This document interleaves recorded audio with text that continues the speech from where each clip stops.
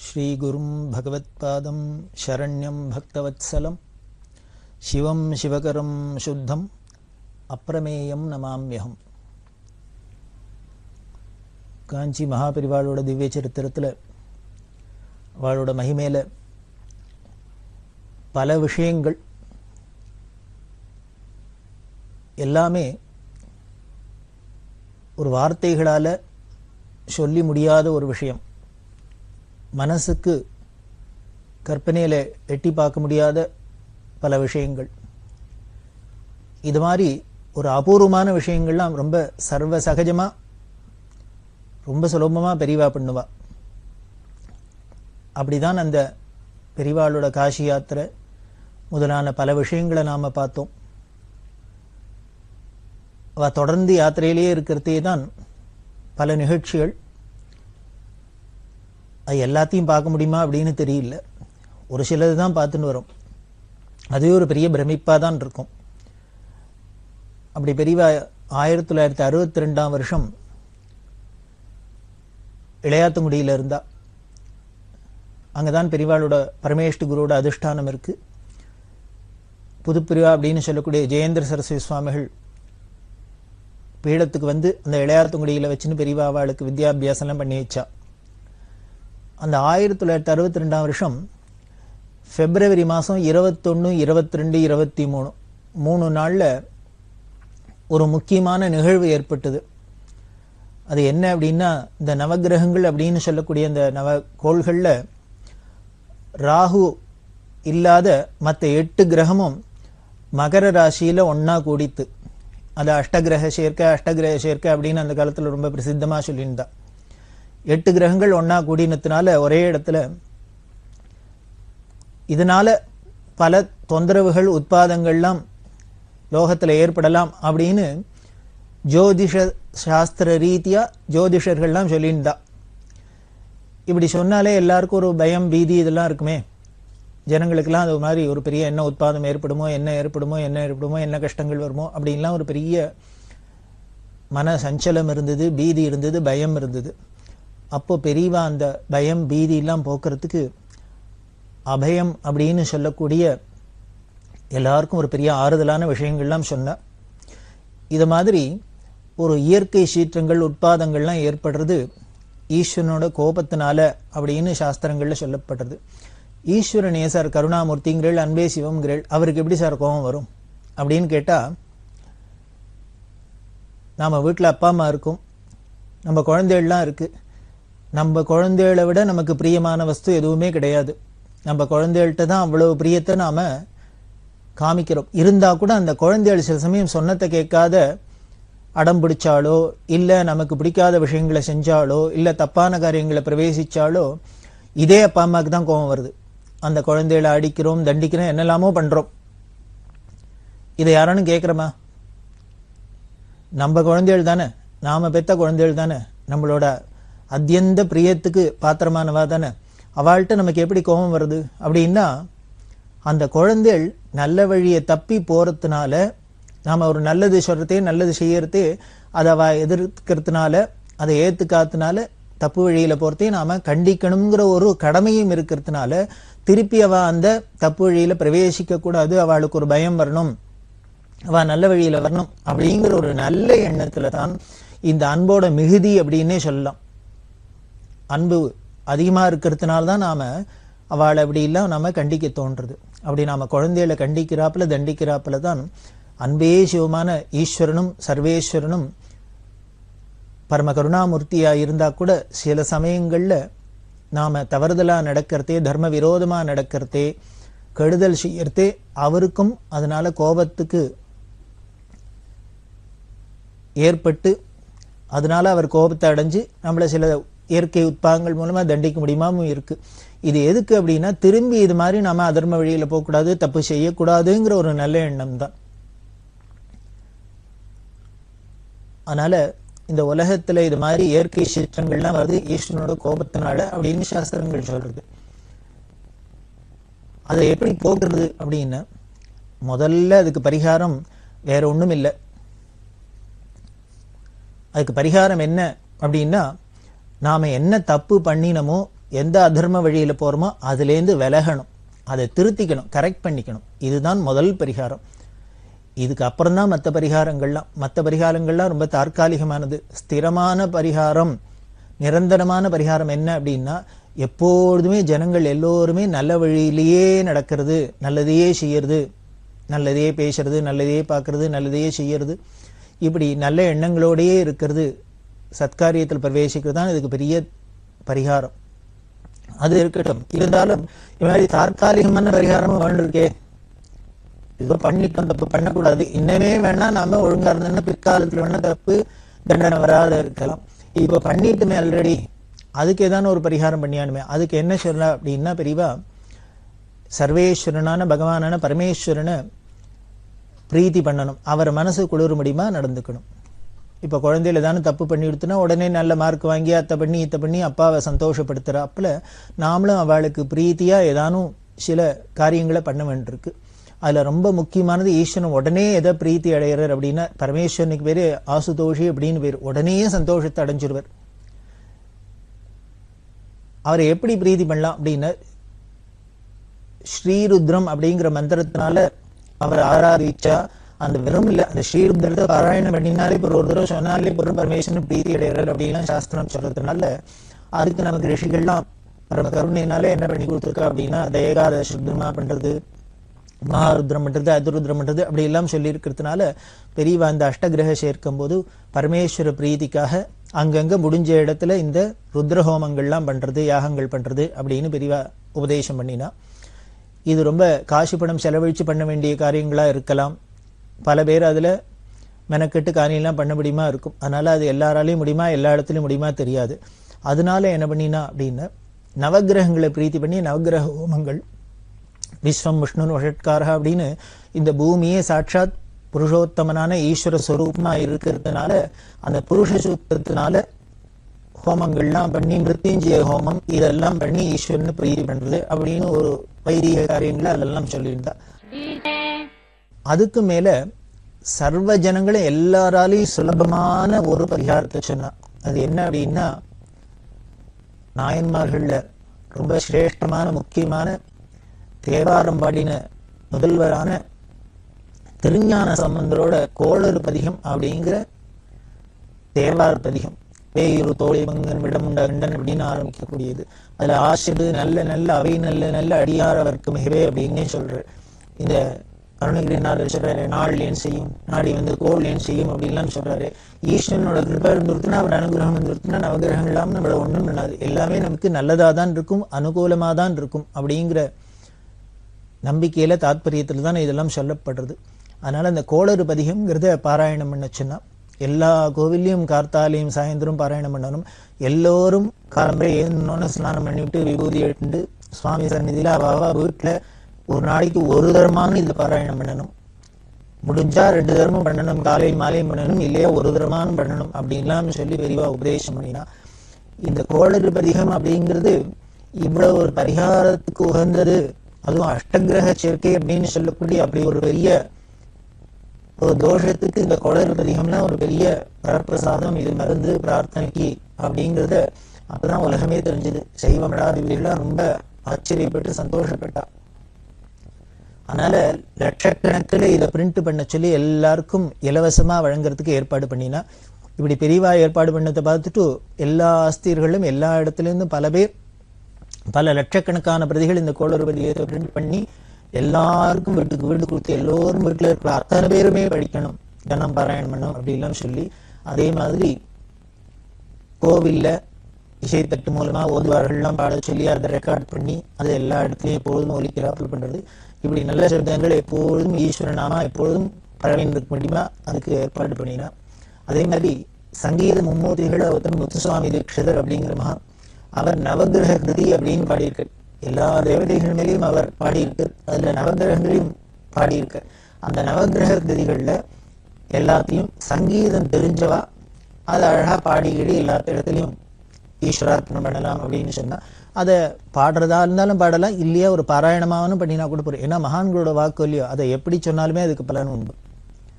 இப்படி நவகிரக கிருதிகளை பாடுறது, கானம் பண்றது, இந்த கோளறு பதிகம்ங்கிற தேவார பாராயணம் பண்றது, அதே மாதிரி வைதிக ஹோமங்கள் பண்றது, யாகங்கள் பண்றது, இது மாதிரி பல விஷயங்கள் விரிவா சொல்ல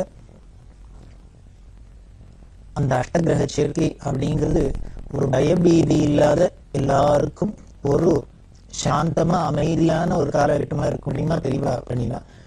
அதுல ஒரு வேடிக்கை பாருங்க, இப்படி கிரகங்கள்லாம் அப்படி தாறுமாறா போறது, இதான ஒரு நமக்கு ஒரு கெடுதல் வரப்போறது அப்படிங்கிறது கூட கடைசியில எப்படி சுபமா முடிஞ்சுடுறது. ஆசிரியர் நல்ல நல்ல அவை நல்ல நல்ல அடியாளருக்கு மிகவே அப்படின்னு ஞானசம்பந்தர் சொன்னாப்புல எல்லாமே நல்லதாவே எப்படி முடியுதுன்னு.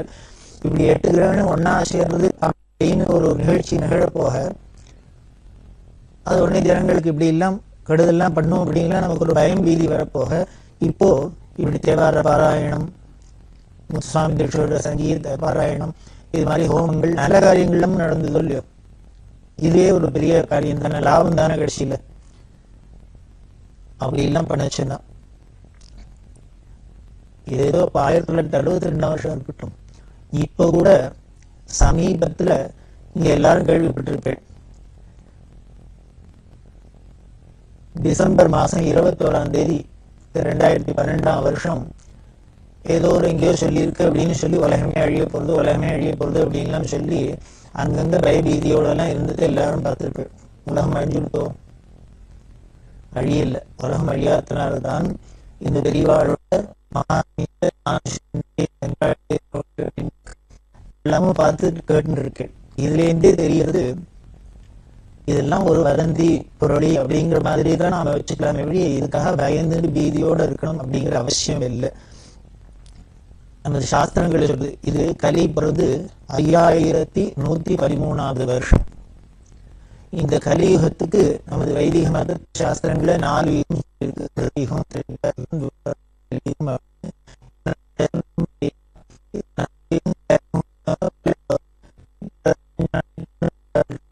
திருப்பி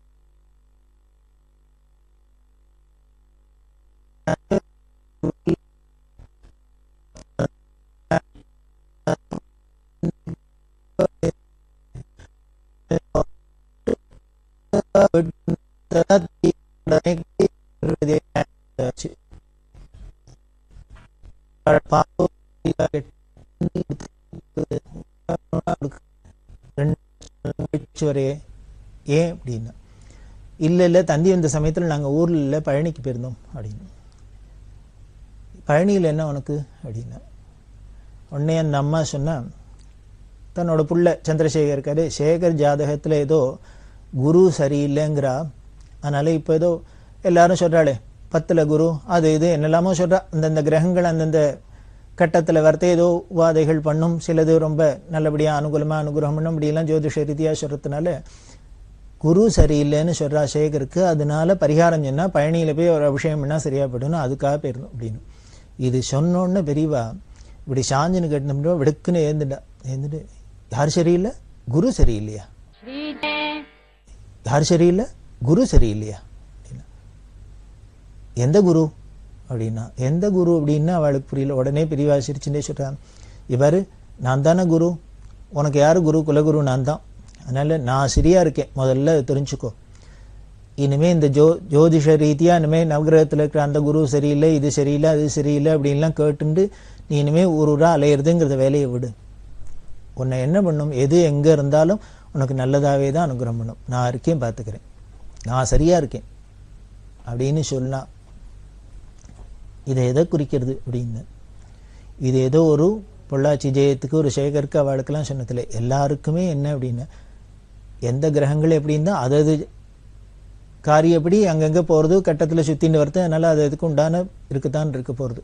நாம தான் அந்த தைரியத்தோடு அதை எதிர்கொள்ளணும். அதுக்கு குரு கிருபை, ஈஸ்வர அனுகிரகம் அப்படிங்கிறது தான் அதுக்கு மூலதனமாக இருக்க முடியும். அதை வச்சுன்னு தான் நாம் அதை ஜெயிக்க முடியும்.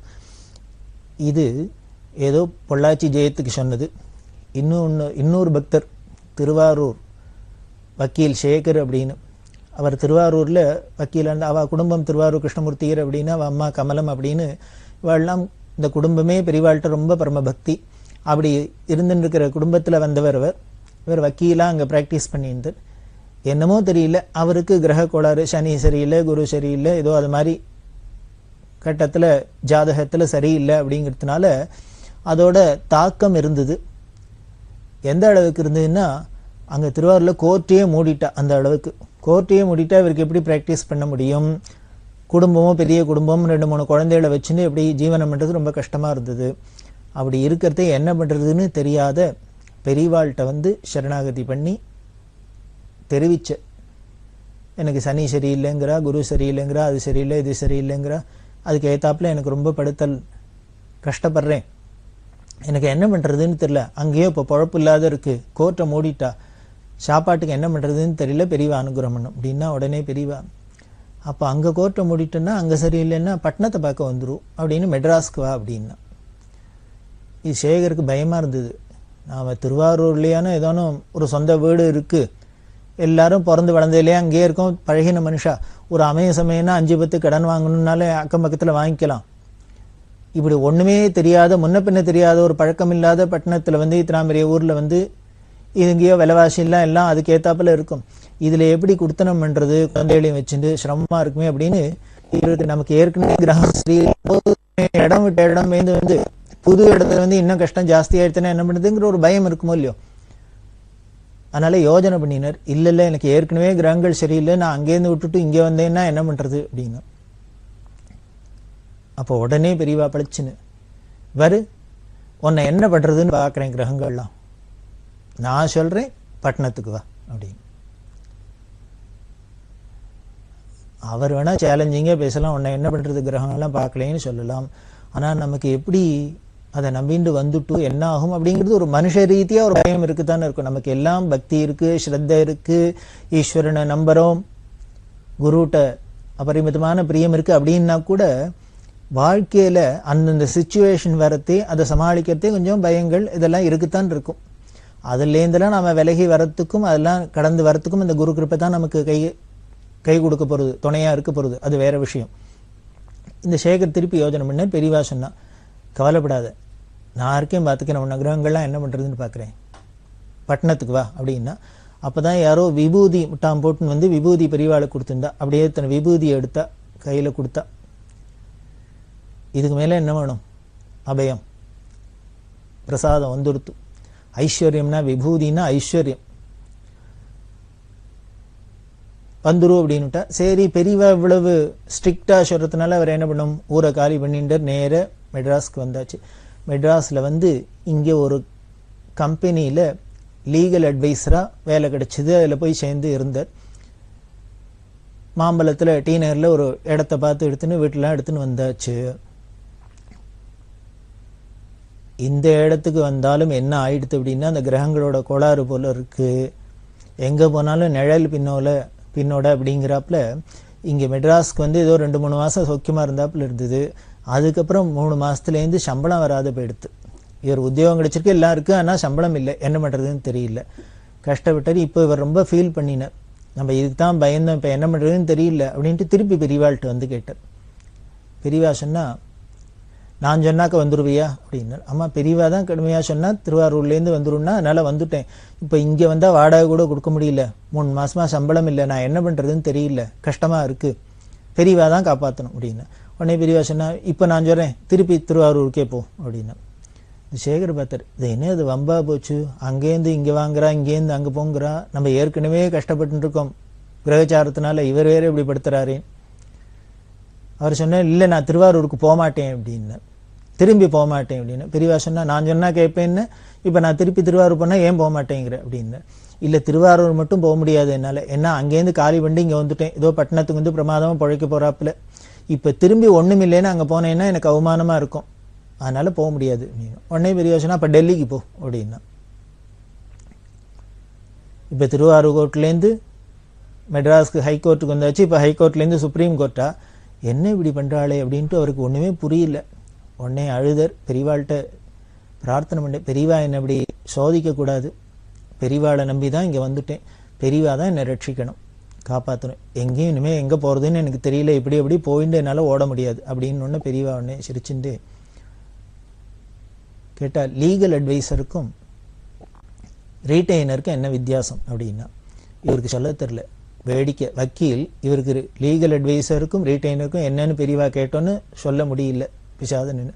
உடனே பெரியவா சொன்னால், லீகல் அட்வைசர்னா ஒரு கம்பெனியில் இருந்தோம்னா அவளுக்கு சட்ட சிக்கல் சட்ட பிரச்சனைலாம் வந்தால் அதுக்கு எப்படி பண்ணால் அதை சரி பண்ணலாம் அப்படின்ட்டு சட்ட பாயிண்ட்லாம் நாம் எடுத்து சொல்லணும், அட்வைஸ் பண்ணணும், அதுக்கு சம்பளம் கொடுப்பா.